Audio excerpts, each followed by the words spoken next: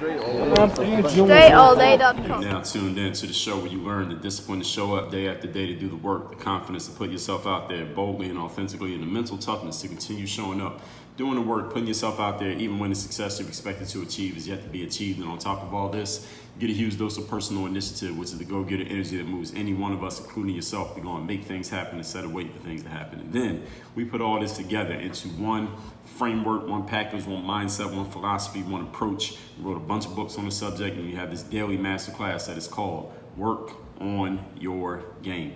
My name is Dre Baldwin, also known as Dre All Day, and welcome to the show. And today's topic is embracing the pain from the game. Yes, you didn't know there was going to be some pain in this game. There is some pain in the game. Today we're going to talk about how you embrace that pain from the game and keep making it happen, whatever that it is. How do you keep making it happen anyway?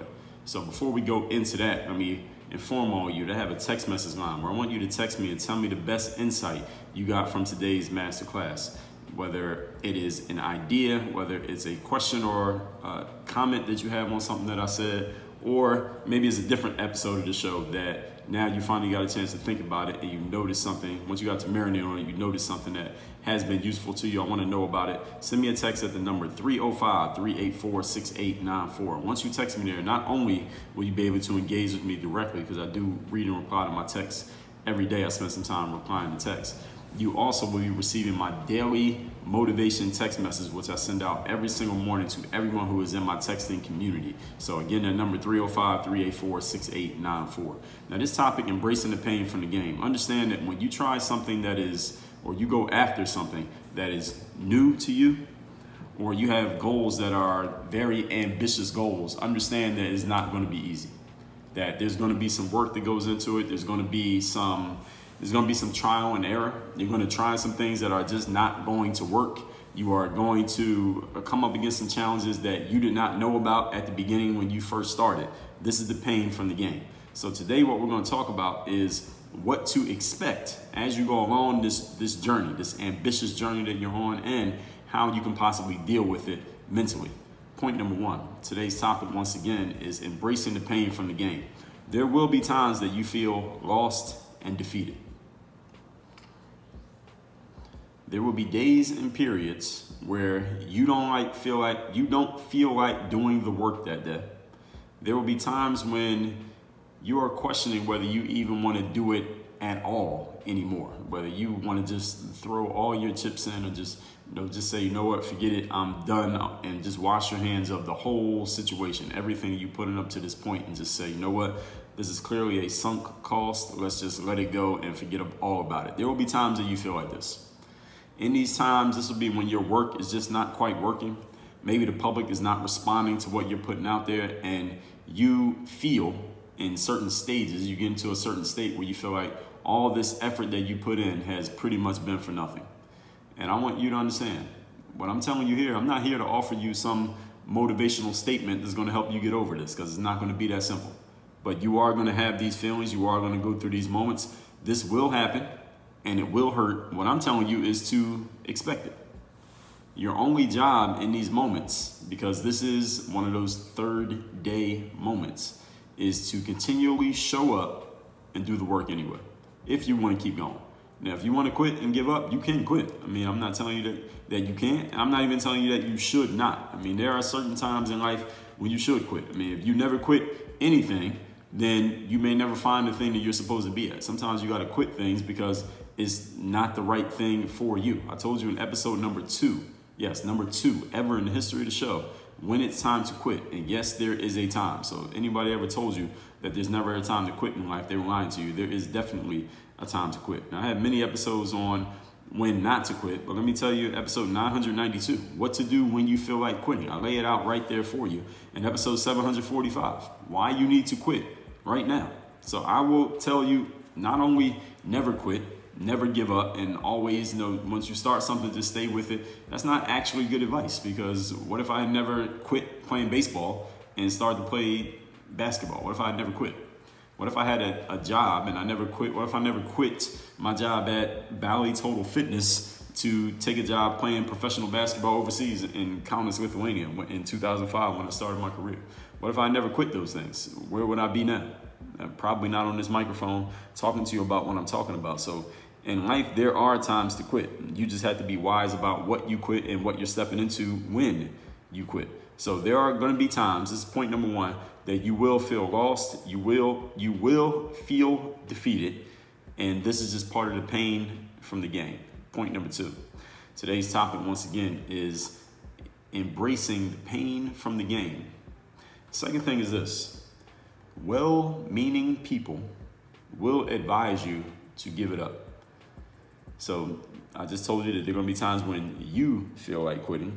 Well, here's the second point. There'll be times when other people feel like you should quit, and they will let you know about it. Now, maybe these could be people that are very close to you. This could be your husband or wife. This could be your parents. This could be your kids. It could be a best friend or someone who's very, very close to you, a trusted advisor. These could be the very people telling you that it's time for you to give it up. It's time for you to quit. It's time for you to let it go. Now, why would people who are very close to you and people who want the best for you tell you to quit? Why would they do that? Because in their eyes, from their perspective, they want you to be happy. They want you to be free of the pain from the game that you're dealing with right now. They want you to be doing something that is clearly working, that is much more efficiently working, that has much less friction to be working. And the thing you're doing right now, when you're embracing the pain from the game, the people around you may be noticing that you have this pain from the game. So they're trying to alleviate that pain for you. They're trying to help you out. So their way of helping you out is telling you, listen, just cut the losses. All right, get rid of this, cut off the cancer, get rid of this thing that is hurting you so much. And if or when they have no knowledge or experience of what you're involved in, they can only go off of what they know. And their only thing they can go off of is their observation of what you're dealing with. And that may be a very small piece of information based on the bigger picture of what you have going on. But if that's all they know, that's all they know. And if they have your best interest at heart, they're going to take the little bit of observation that they have, the little bit of information that they have, combined with their great love and affinity and respect for you. They want you to be successful and they want you to feel good. They're going to combine those two and they're going to come up with some advice that, hey, maybe you should just get rid of that, so then the pain will be gone. Seems like that's the only thing that's causing you pain, so why not get rid of it? I mean, that is common sense. The problem is if your common sense is derived from a lack of information, but you don't even realize that you have a lack of information, that common sense might not actually be useful. It might not be very senseful either. So this is the part of the game when, let's just say you're building a business after you quit a promising job, or maybe you're thinking about quitting a promising job to build a business. Some of the well-meaning people around you are going to tell you, don't do that. Why would you give up something that is quote unquote guaranteed? Nothing's guaranteed, but quote unquote guaranteed for something that is very quote unquote unpredictable. Why would you do that? Well-meaning people are going to tell you this, or maybe if you already did it, some people might tell you that you made a mistake and that you're going to regret the decision that you made, or going into business in lieu of getting a job, for example, or you're trying to enter an industry that's very hard to break into when you could have easily done something other with much lower barriers to entry. These things happen in life. I remember the story of, I didn't hear about it exactly directly when it happened, but I remember when LeBron James, popular basketball player, you probably heard of him, he was playing for the Miami Heat from 2010 until 2014. And in the summer of 2014, LeBron was a free agent, and it appeared he was considering returning to the Cleveland Cavaliers, the team that he had started his career with. Now he's sitting down talking with the Miami Heat, and the Miami Heat's big moves maker, decision maker guy, a guy by the name of Pat Riley. Now, the Miami Heat they went to the finals 4 years in a row when LeBron James was playing in Miami. And they won 2 times and they lost 2 times. The last time they lost pretty handily to the San Antonio Spurs. Now, LeBron is considering going back to Cleveland, and there came a point, this story eventually came out, came a point where LeBron had pretty much made up his mind that he was leaving the Miami Heat. He was going to go back to play for the Cleveland Cavaliers again in the summer of 2014. And apparently Pat Riley, the decision maker, president, moves maker guy at the Miami Heat, obviously he wanted LeBron James to stay with the Miami Heat. Who wouldn't want LeBron James on their basketball team? He's about to lose LeBron for nothing. He told LeBron James, allegedly, that LeBron was making the biggest mistake of his life, the biggest mistake of his career, leaving the Miami Heat to go back to the Cleveland Cavaliers. Now what ended up happening is 2 seasons later, so LeBron did leave despite Pat Riley's assertion. The Cavaliers went to the NBA Finals. The first year LeBron was there, they lost to the Golden State Warriors. The next year, 2016, summer of 2016, the Cavaliers played against the Warriors in the finals again, and this time they beat them. They won that championship. And one of the things that LeBron James said after winning that championship was that he always remembered what Pat Riley had told him, that you were making a big mistake by leaving Miami to go back to the Cleveland Cavs. And LeBron basically felt vindicated in his decision, that he was kind of smushing pie in Pat Riley's face by winning that championship in Cleveland. Well, you thought it was such a bad idea. Well, look at me now. I went and won that championship. So you're going to have well-meaning people. And I think Pat Riley was a well-meaning individual. Now, clearly, he had a dog in the race. He couldn't be the general manager for every team in the NBA. He wanted LeBron to be on the team that he was working for, which is the Miami Heat. And the Miami Heat were a very mediocre team for several years after LeBron James left the Miami Heat. So with good reason, Pat Riley wanted LeBron James to stay in Miami. But the point is, well-meaning people, even people who are seemingly very credible, seemingly have a lot of credibility behind them and information and resume behind them, may try to advise you not to do the thing that you're doing, or to quit the thing that you're doing, or to go in a different, opposite direction of where you're going. This is part of the pain from the game. I'm not telling you to listen to them. I'm not telling you not to listen to them. Every situation is unique. But this is part of the pain from the game, that you're going to have people offering you advice that what you're doing is not going to work. Offering you advice that you should probably stop doing what you're up to. That you could easily do something else that is much easier, has much less friction, and a much higher chance of success. Your decision is going to be whether or not to listen to them. In 2005, before I had gotten going in basketball, and before I had even moved out of my parents' house, I remember my mom, who's an educator, she would drop hints, and she would try to urge me, like, hey, son, you could, if you just, because I already had my college degree at this point. She's like, if you just put in some paperwork, just some paperwork that you need to do, you need to go to some building and take some tests and fill out some documents, you could get certified as a substitute teacher. That's what she was trying to tell me, because she's in the education world. She was trying to urge me to get in the education world by being a substitute teacher, because she was figuring that could be maybe a career for me, maybe starting a career path for me. Now, it's funny thinking about it now, but could you imagine that? Me being a substitute teacher, walking into your kids' middle school class and teaching science that day? I could not either, which is why I never followed that advice. My mom meant well, but I never followed that advice. Point number 3. Today's topic, once again, is embracing the pain from the game. Number 3, it will appear easier to just go to what is familiar and comfortable, or to go back to what is familiar or comfortable, depending on your perspective. This is the way that it's going to look from the outside looking in, or actually from the inside looking out is actually the more accurate way to say it.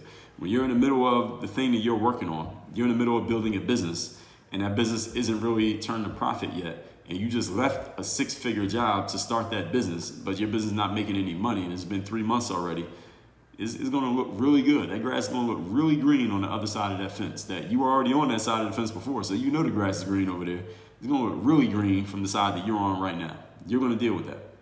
There are going to be times when the thing that you're working on has not popped off yet, but you don't have any other thing that you've done, but somebody is telling you, look, you do this, then look, this one is a much more higher chance of success than the thing that you're working on right now. Kind of like when my mom was telling me to go put in some paperwork and become a substitute teacher. She wasn't telling me don't play basketball. She was just saying you could do the substitute teaching thing. I mean, because it was clear I didn't have that much going on other than that at that point. And she was probably thinking about, all right, this kid needs to have a job and make some money so he can take care of himself as an adult. So she was well-meaning. Like I told you, Pat Riley was well-meaning when he told LeBron James, you're making a big mistake to go back to the Cleveland Cavaliers. But LeBron had to do what he wanted to do. And in life, you sometimes are going to have to do what you want to do. In those situations, I had to do what I wanted to do. Now, let's be clear. What determines whether you were a what's the word that I'm looking for here? A visionary or a fool is all based on the end of the story. I talked about this in episode 12:11. The difference between vision and delusion is the end of the story. Now, because LeBron James left Miami and went to go play for Cleveland, but he won a championship it looked like a pretty damn good idea. And now he's in LA, and as of this recording, he won another championship playing for the Los Angeles Lakers. Now, it looked like a great idea because he went and won that championship. Now, the Miami Heat, they haven't won any championships since LeBron James left. And like I said, they were a very mediocre team for many years after LeBron James left. So LeBron ended up being right. He ended up being a visionary going back. Now, personally, I don't know why anybody would move out of Miami to go live in Cleveland, but I understand LeBron James. He's from Ohio, and he had played for the Cavs, so a little bit different circumstance. Me, personally, I can tell you the story of before the basketball career happened, because the basketball career ended up happening. I was able to make that work out and leverage it into everything that you know about now. So the end of the story makes me look like a genius. But hey, if the end of the story doesn't look too good, or you decide to end the story doesn't actually end until you stop trying, and you haven't won, then maybe you look like a delusional fool who probably should have listened to the advice of other people. So it's not always that just because you defy the best advice and best intentions of other people that you're always going to end up winning. So I want to make sure that I'm not selling you a dream here, that just because you don't listen to other people doesn't mean you're right. It depends on how the story ends up. So if you decide to defy logic, you decide to go against the trend, you decide to take all the best advice of people who care about you and say, you know what, I'm going to go in the opposite direction of what you all are advising me, then you better damn well make sure that you end up winning. You better end up succeeding so that you can go to those people and say, well, see, I didn't follow your advice, but I ended up being right. Now, if you end up being wrong, then you got to live with that. You have to eat that. You have to wear that. So it will appear to go easier to go back to what you were used to, because when you're in pain, the pain from the game, the human instinct wants to alleviate the pain. The human instinct wants to get out of the pain. You want to remove that pain from your life. And your brain, being the efficient machine that it is, the efficient assistant that it is, your brain is like a personal assistant, like a super personal assistant. As soon as you start thinking about getting rid of that pain from the game that you're in, your brain is going to start showing you some possible paths to doing exactly that. Hey, you could go do this. Hey, we could just stay here. Hey, we can go back to what we were doing before. Hey, we could do this thing over here. Your brain's going to start dropping these hints in your mind. And it may start giving you ideas for how you can get away from the game that you're in and go back to or go towards a comfort zone of what you're used to. Now, again, I'm not telling you that when this happens that you have to resist it or that you should listen to it. I'm not going to tell you to go either direction. That's your decision to make. But I want you to understand that it's going to happen. This is going to come, and in these moments, you're going to need to make a decision. That's what this episode is about. So let's recap today's class, which is understanding and embracing the pain from the game. When you are trying something new or going after something that is highly ambitious, it will not always be easy. So you need to understand what to expect and how to deal with it. Number one, you will feel lost. There will be days and periods where you don't feel like doing it that day, or you don't feel like doing it anymore at all. Your work is just not working. The public is just not responding. All this effort seemingly has been for nothing. And listen, I'm not giving you a motivational statement about this. Your job, if you want to enact the third day mentality, is to keep showing up and doing the work anyway, if you want to enact it. Point number two, well-meaning people will advise you to give it up. Why? Because they want you to be happy, free of pain, doing something that is working and has less friction. And if they have very little knowledge or experience of what you're involved in, they can only go off of what they know, which might be a very small piece of the information. So you have to be observant and understanding that people are just trying to help you with what they think will be the best thing for you, which is alleviating that pain. But sometimes in life, you got to sit there and deal with the pain in order to get to the next level. Sometimes the pain is your passport to the next level. Point number three, it will appear easier to just go back to or just go to what is familiar and comfortable, because when you're in pain, your instinct wants to get you out of the pain. And sometimes getting out of the pain just means stop doing the thing that has caused the pain.